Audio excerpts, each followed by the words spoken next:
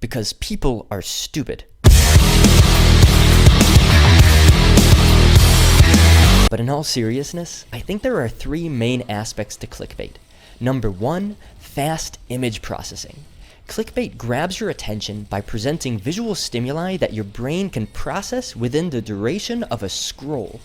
This includes bright colors and sharp contrast, but the brain has also evolved to process things like emotional facial expressions incredibly fast.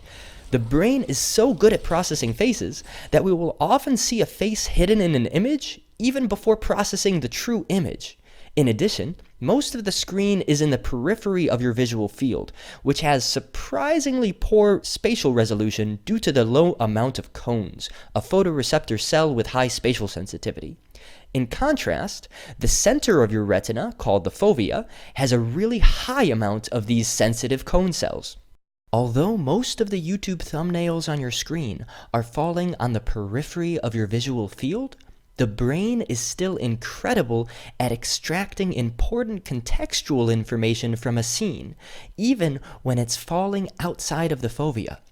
So while your brain isn't fully processing all the thumbnails hitting your retina, a big red arrow or a person in extreme surprise is enough to pull your attention to what your brain expects to be an important source of information in the scene. And just like that, the thumbnail is on your fovea and is privileged to the elevated processing that entails. But what happens after you've brought your attention to a thumbnail? Well, this brings us to number two, the simplicity-accuracy trade-off. There are often many ways to accomplish a goal. While more complicated methods tend to be more trustworthy and adapt better to nuances, simple strategies can be quick, automatic, and generalize better to the unexpected. Watching YouTube could be described as your brain having the goal of acquiring new information, even if that information is just memes and videos of cats.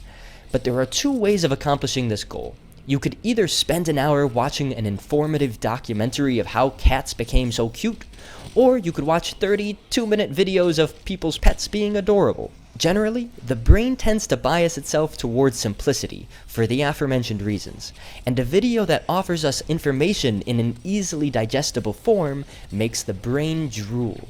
The last aspect to getting clickbait to work is getting you to click, which brings us to number three, the impulsive investment.